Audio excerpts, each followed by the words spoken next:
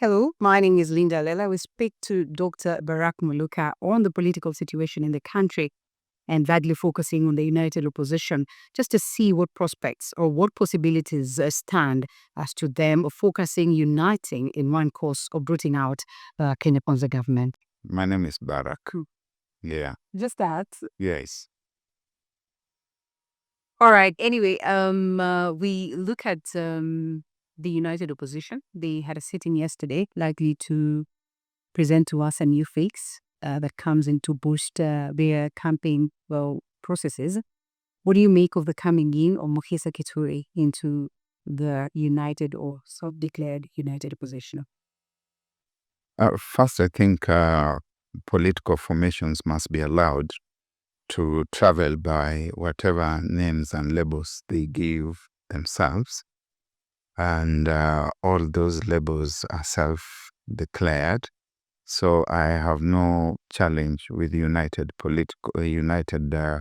opposition. It is a name they have given themselves. And I think that the name signifies more the intention rather than the reality. The reality is that we have a formation that is groping for unity of purpose, unity of direction, and unity of leadership. So that at this moment, the notion of united opposition is very much within the dockets of oxymorons.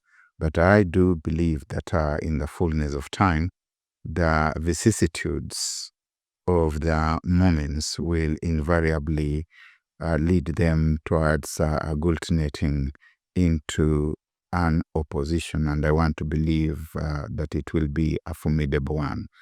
Dr. Mokisa Kitui has been very much part and parcel of this formation, only that his role has not been very clearly defined. We have had personalities that have been easy to recognize as leaders of certain political entities within the broad network. We had Eugene Wamalwa leading DAP Kenya. We have had Kalonzo Musyoka leading Wiper Democratic Movement, Gachagua Rigathi with his DCP. We have had Jeremiah Kioni on the Jubilee strand, and many others, JBN Muturi with DP. But Mokisa Kitui has tended to tag along. Now he takes up a very specific responsibility, and it's a responsibility that then cuts across the entire spectrum of the dramatis personae and the political entities and vehicles that they bring into the formation, which I would consider a timely move because they need that kind of unification. But beyond that, among the principles, one must eventually pull to the forefront as the undisputed de facto leader. Formidable faces we see, they consider themselves a coalition of equals, are faces that the Kenyans equally appreciate when we're talking about presidency. Or do you suppose their chances, first of all, they will go it all the way to 2027? And what then would it be in terms of them picking an individual that is going to carry their flag, looking at how strong of faces, like you've mentioned, they have? Going together up to the wire in 2027 is not an option. If there is another option, it can only be the option of perishing separately. So they are either going to hold together and survive together, hopefully to victory, or go asunder and therefore perish separately. So I see that they should be able to gravitate together up to the wire. What it takes is going to be visionary leadership that is able to bring the political players together, but go beyond just the immediate principles, bring in also the trend that follows each one of them within the political leadership space, but then go even further beyond that to embrace the hopes, aspirations, and dreams of a nation in moments of turmoil, such as Kenya is experiencing today under the Kenya Kwanza leadership, and clearly poise themselves as the leadership that the country is waiting for. Now, that is going to require a leader who gets accepted among the so-called equals. Quite often when we talk about first among equals, which is a notion that is borrowed largely from religion, and especially from the Catholic fraternity, where the Pope is the primus inter pares, or pontifex maximus, basically saying that he is a cardinal like other cardinals, but the first among those cardinals. Quite often when we speak about that, in reality, there's always someone who is quietly recognized as the de facto leader, and you will usually see symbolisms of that leadership filtering through various occasions and various acts and activities that the entire group is involved with.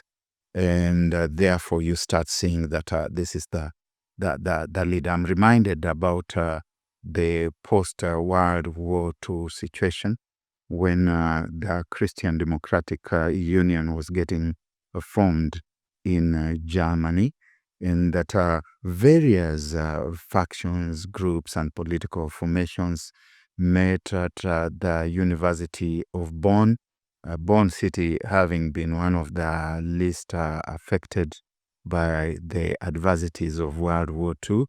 And Conrad Adenauer, it is recorded in history, got into the room after everyone else, and the people were, of course, standing around the boardroom table, waiting for everybody to be properly constituted before they could sit down to begin talking. And Adenauer is recorded as having observed that there was one chair served at the head of the table, and he saved the group the agony of having to decide who would sit there by declaring that he had been born on a certain date in the 1800s, and asking whether there was anyone who had been born earlier, and saying that on account of age, therefore, I think I'm the right person to sit at the head of the table. And historians record that aroused laughter and consensus, and he sat at the head of the table. And from then onward, it was a roller coaster mission to leadership. He went on to become the first chancellor of Germany in 1949, and served in that role until 1963. One would expect that within the united opposition fraternity, there is possibly one such leader. Do I see or hear you shoot a spotlight on Kalonzo Musyoka in your statements as to be the best person who will be considered the first amongst many, looking at the many prospects? If it's on the question of age, like Conrad Adenauer, there's the question of, political stamina compared to the rest. If it's in the question of so many pains, what would you make of this one particular individual? And is it that you are insinuating then in this case it could be Kalonzo Musyoka? Bear in mind that also yesterday they had a session and we saw Kalonzo Musyoka coming in late, and everybody else, it was standing to greet and appreciate him as if it was by design, or as if it was symbolic to say that then this could be our preferred. There's no need to insinuate now that a specific name crops up. There are indeed interesting parallels and intersections between Conrad Adenwa and Kalonzo Musyoka. The students and teachers of history will tell us that both tend to seek consensus rather than conflict, that both have the character of refraining from loud and noisy outbursts, and in the place of noise and outbursts, embracing diplomacy. Both escape from rhetoric and tend to embrace pragmatism, and both also would be slow to anger, and therefore one start seeing that there is indeed that parallelism, where in the context and framework of diplomacy, that Conrad Adenauer was able to build bridges with Europe, remembering that Germany had been satanized for all the adversities and tragedies of World War II.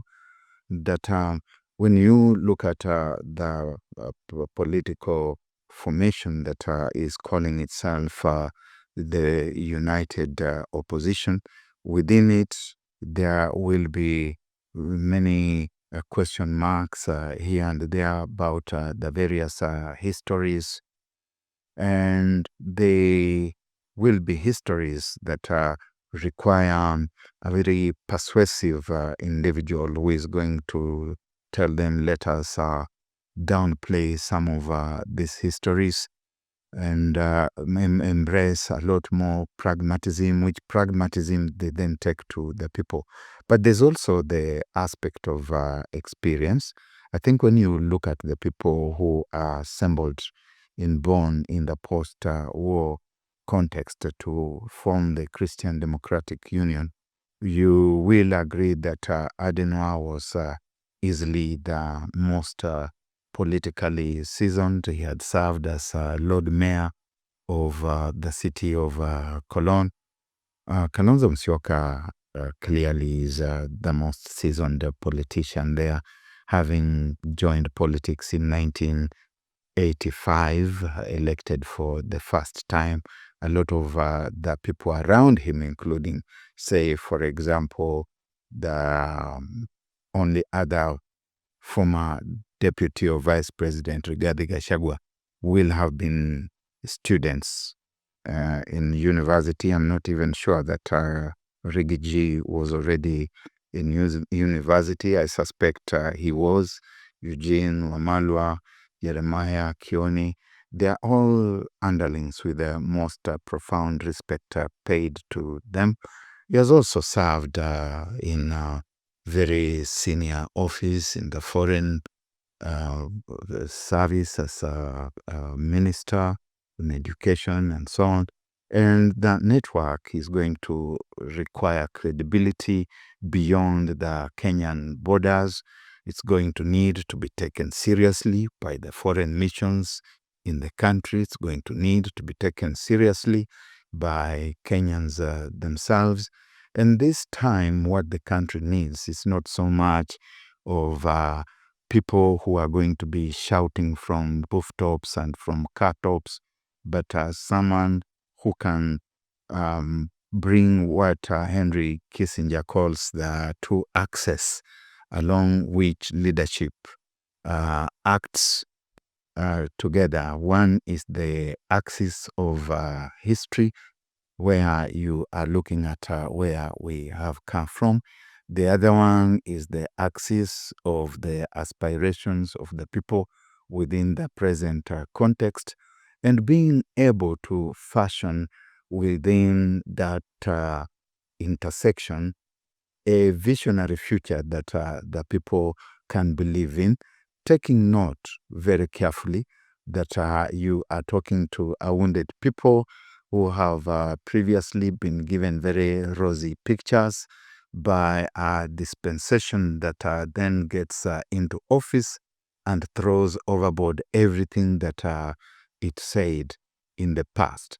So a lot of persuasion is going to be necessary, but it's also going to be persuasion that is believable beyond the refrain of Ruto must go.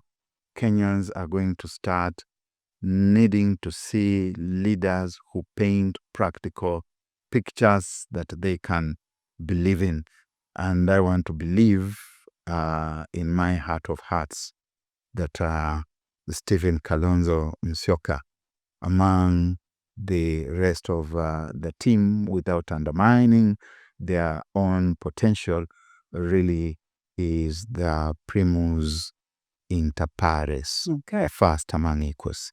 He would tick the boxes of democracy, of, what would it require, for the country.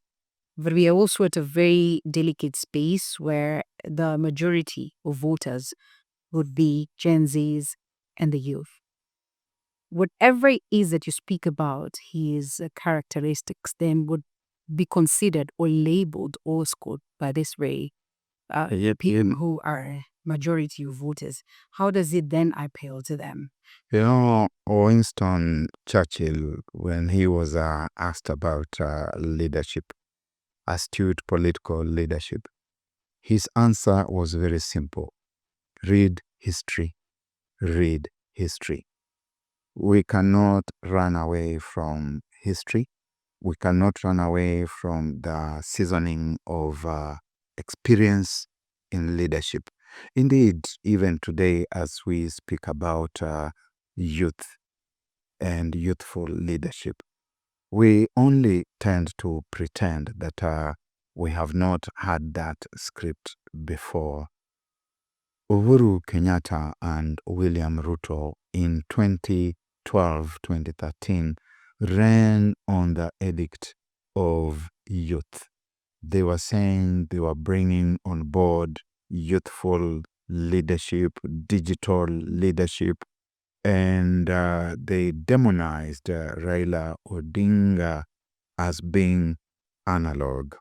So the verve of youth is important, and the political space needs the energy of youth, the dreams of young people, but it also requires the vision of the elderly, the memory of the elderly who are able to say, we have been on this road before, and we know that 6 kilometers down the line there is a cataract that is going to destroy us. So it's a political space in which old wine thrives best in new wineskins. Okay. Owing to our ethno-majoritarian kind of, way of living as a people, we are as a country, and therefore the tribe factor must play. If we're going to center again on the united opposition and just look at the possibility of them uniting all the way to the ballot, how do they then form, the presidency and coming down to ensuring that, of course, all voters are captured, not forgetting the element of loyalty and making sure that all the interests are catered for? Regrettably, the ethnic electoral colleges are still at play. It is a practice and an asset that Kenya must increasingly attempt to run away from, because it is an ethos that entrench itself in government in the post-electoral season, where you start seeing certain dominant ethnic communities virtually in all institutions of government, and sometimes even functioning with impunity and with apathy towards everything else. one would expect that those within this formation pick up some lessons from the youthful millennials and Gen Zs who are urging the country to drop that card and to embrace a lot more practical, people-focused developmental ethos and agenda, and go out there to be a lot more persuasive. One of the things that could convince the youth, especially, to look at this formation favorably would be the sheer presence of progressive young people within the ranks of leadership as they go forward, and the reality of having many young people also gaining the tickets to run for various offices. But as a nation, we must also caution ourselves that to be young is not necessarily the panacea that we are looking for. Within the ranks of the Gen Zs, there were those whom we saw barely 16 months ago and who have since gone with the winds of impunity, with the winds of being lured with the sweeteners in the current political dispensation. So you can be youthful and naive and therefore easy to be impressed. Indeed, you are impressionable and you're quickly lured and carried away. So one must also recognize that to be youthful is important. The youthful vote is going to be very important, but it's not a panacea. And finally, that youthfulness, unlike, say, gender, is not permanent, and you cannot be frozen in your youthfulness unless they freeze you in the lateral manner. And in that context, you are not useful to anyone, not even to yourself. Okay. All factors constants. I know numbers are critical as well as formation is critical when we're talking politics and particularly the 2027, you know. And so here we are in the event that Kalonzo then is considered to be the flag bearer. How best do they work on their formation? Because if we are going to take the political analogy, the sports analogy or football analogy, we know the fixtures are ready. And so if they're going it all the way, how do they form themselves? Perhaps not focusing much on the youthful, card, and make sure that with the numbers from the different regions, they are well placed and well formed to, challenge the Raila Ruto formation, if at all they're going to go all the way as well. Within the framework of ethnicity, if it's really the one factor that will determine the outcome, then I think the Raila Ruto formation is already a losing formation.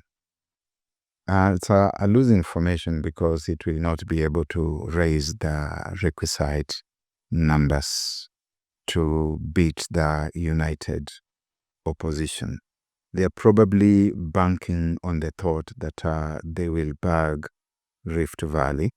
But you know that even within Rift Valley, there is disaffection. Never mind that the president is an indigene of that region. Luo Nyanza, which they are also banking upon, is disaffected.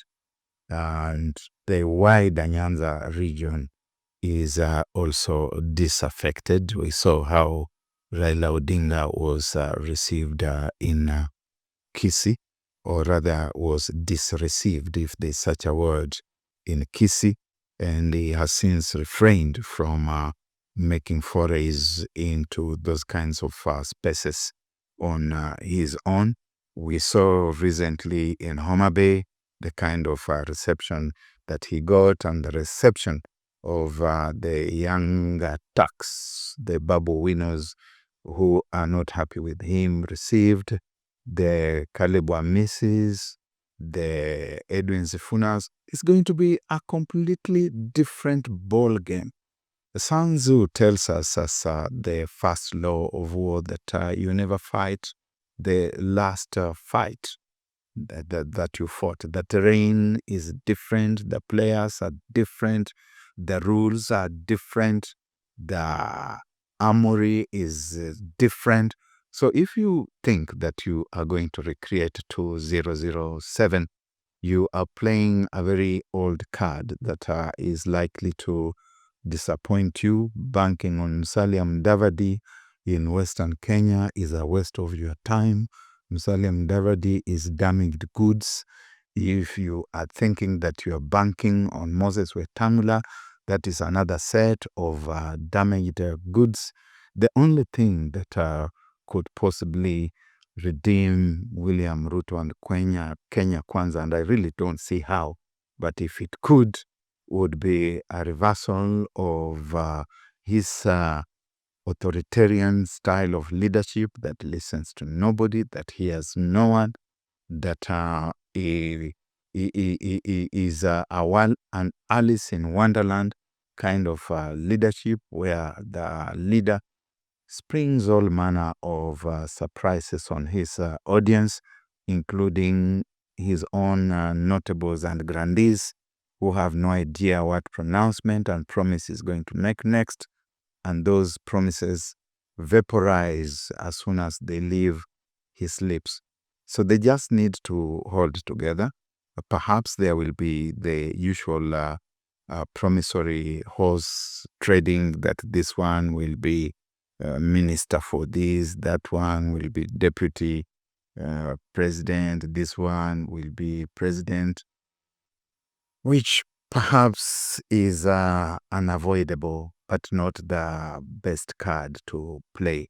Are they able to come up with visions and pictures and narratives that the Kenyan nation can believe in and embrace? If I was the one advising them, I would tell them that that is the movement that you need to create. The rest can become details and icing on the cake. How do they get Kenyans to have the confidence in them if they were to pick Kalonzo Musyoka owing to his watermelon nature? That watermelon nature is what I was talking about earlier on, as I drew comparisons between Kalonzo Musyoka and Conrad Adenauer of West Germany in the 1940s and right through the 50s. A lot of people conflate noise making with decisiveness. And if you look at Kalonzo Musyoka, he needs to be repackaged, to repackage himself and to demonstrate to the country that that which has been taken as weakness is in fact the strength that has helped him to help the country to survive some very difficult moments, such as in 2007 when he quickly got together with President Mwai Kibaki, and that was a sobering moment that helped Kibaki to form a government, and that government then provided the springboard from which the wider Grand Coalition government was negotiated, and it was able to move forward. We could also talk about the year 2002 when people were decamping from Kanu, and it did appear as if Kalonzo Musyoka was going to be left in Kanu. And I do recall TV footage of him standing at the front of Kenyatta International Convention Center in deep reflection. And Kenyans were asking this man here, is he going to betray this dream, or what is he going to? He had remained behind in the effort to save the KANU party, in the hope that he would persuade President Moi to drop the Uhuru project. But Moi didn't, and so Kalonzo crossed over. And in 2005, when President Moi Kibaki presented before the country a defective constitution, a very draconian entity, Kalonzo Musyoka was part of the Orange leadership that then rejected that bad constitution. So I think sometimes we are loath to accept the truth, and we are quick to pick up notions and labels out of received orthodoxy and say that this person is a melon, is a watermelon. He needs, however, to work on that, to repackage himself, to be persuasively and diplomatically forceful, because that is his forte. Thank you so much, Dr. Barrack Muluka. So you could tell us something about the Jubilee Party. President Uhuru Kenyatta intends to have a party vision delegates conference. That is tomorrow. Are they going to save face in any way? Because I'm talking about the united opposition and we mentioned Jeremiah Kioni, then definitely. President Uhuru Kenyatta, I think, has got his own agenda, and which he is properly entitled to, because this is a competitive political space. It's not necessarily a shared space. And as somebody from a family that has ruled before, some would call it a dynastic family, one of the things he would like to see is the possibility of continuity. His family is conspicuously missing in the present formations, whether they are in the opposition or whether they are in government. They are conspicuously missing.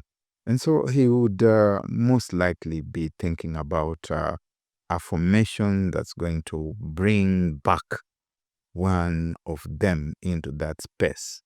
Previously, there was his father, President Jomo Kenyatta, and there was also his half-brother, Peter Muigai Kenyatta. Later on, there was his cousin, Ngengi Muigai. There was his other cousin, Beth Mugo. There was himself. There have been members of his family, Dr. Njoroge Mungai, who would also be part of the extended family, the Koinanges, who are part of the greater Kenyatta family, but who are now conspicuously missing. And so he would be looking for an avenue that brings one of them into the formation going into the future, even if it's only within the space of the political opposition, in where they would be nurtured for some time before having a proper full throttle go at the big thing again. All right. How soon do they keep us waiting, or should they keep us waiting, or how soon should they declare the opposition? Especially Kenyans are excited when you declare, you flag there, then they know there's the existence of a formidable opposition and they would be willing to join in the force and back them. That would be a wrong-headed start to come up today, more than 20 months ahead of the elections. First, you're going to be fought very hard. Nowhere in the civilized liberal democratic world is the flag bearer known 20 months before the D-Day. Unless he's an incumbent. Even incumbents, we have seen in the United States, only recently that it was assumed that the Democratic Party flag bearer was going to be Joe Biden. It ended up being somebody quite different. So the more meaningful approach would be an approach where you generate a movement that captures the imagination of the country, such that the country starts saying it does not matter whom you are going to give us, we will vote for you. If you look at what happened in 2007, and I believe sincerely that Raila Odinga won that election, it was a movement, the Orange Democratic Movement. And at that point, it did not even matter that Kalonzo, whom I've spoken about, I suspect quite superlatively, it did not matter that he decamped and ran under the umbrella of ODM Kenya. Raila Odinga still whitewashed the place. And yet, it was all along only assumed that he was the de facto first among equals. Dr. as the Secretary General of DNA Party, would want to say that you still stand as a single party. Perhaps are we possibly going to see situations where you will warm up to coalitions? Because when you speak highly of coalitions, and that if there's anyone who is going to comfortably root out the presidency of Kenya Kwanza, it would mean that they have to go united. Where does it place you as a president? That's absolutely important and absolutely necessary. Absolutely important in the sense that the arithmetical reality indicates that anyone who is standing alone is very unlikely to be impactful. But there is business that we have got to do between now and sometime in the future, maybe near future, maybe mid future. There's business that we must do. We must build a party. The party must stand for something. The party must have some muscle that when it gets to the negotiating table, it is recognized as bringing some substance to the forum, not just going to register a name, getting a certificate, and then coming to say that we are also here, we are also part of this formation.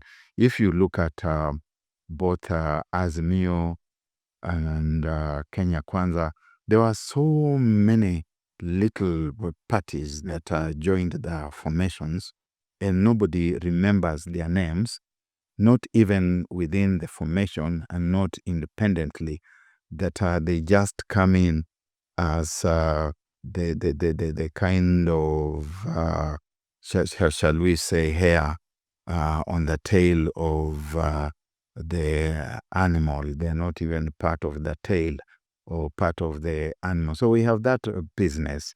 The one thing that is very clear is that we are not part of the Kenya Kwanza formation, and there's absolutely no way we are going to be part of the Kenya Kwanza formation. The other thing that is very clear is that DNA is hugely youthful party, not just because compared to other parties, its arrival is recent, but because the majority of the members and the persons in leadership are the youth. And so these youth will have to have a conversation with the older persons in the united opposition, and to hold a conversation that convinces the youth, who are the majority in DNA, that they are not horses, that somebody is going to ride to their desired destination and after that abandon them. So we have work that we first must do. And we believe that our colleagues within the opposition space recognize the importance of this. All right. Dr. Barrack Muluka, the Secretary General at DNA Party, as well as Strategic Communications Consultant. Thank you so much for speaking to us. Asante sana. But we need to speak about DNA a lot. Vyake tu.